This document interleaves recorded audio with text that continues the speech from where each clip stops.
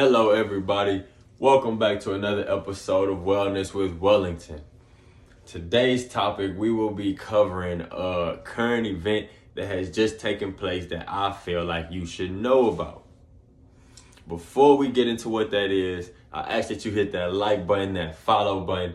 I ask that you hit that subscribe button. And at the end of this video, you find anything to be intriguing or of value, that you leave me a comment, but also that you share with anyone you believe it could offer benefit.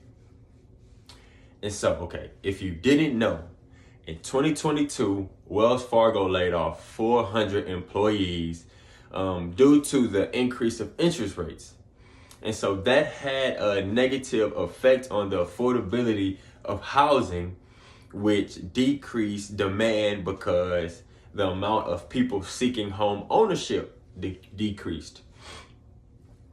But so in this past week, Wells Fargo has made the announcement that they will no longer be providing corresponding lending. And so you may be thinking, no, matter of fact, I know you're thinking, okay, what does this have to do with me? This goes back to economic topics that we covered earlier in our economic series, which are inflation and interest rates. As inflation has begun to rise, Fed Chairman Jerome Powell has chosen to combat this increased inflation with an increase in interest rates. And so this has forced Wells Fargo to no longer provide that corresponding lending department, as in 2022, the cost of having those lenders has increased to a point where it's time to start laying people off. But no, the implications do not stop there. They do not only affect loan originators and realtors and other individuals that get their income from home sales. The increase of this inflation and these interest rates, they make it tougher for those without a home to purchase a home. As yes, the price of a home will come down to accommodate for that increased interest rate.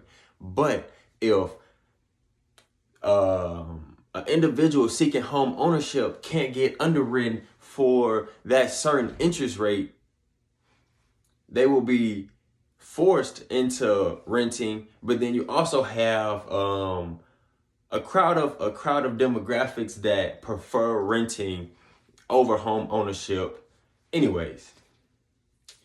But just understanding these implications and how interest rates and inflation not only affect oil and gas and commodities and other goods and services that we use every day, they stretch as far into other markets, such as housing.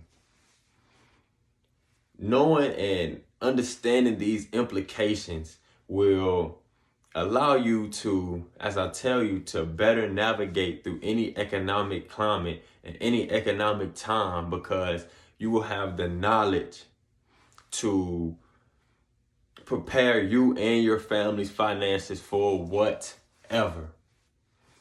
Thank you for tuning into this episode of Wellness with Wellington. My name is Wellington Stovall, and I will see you on the next episode. Peace.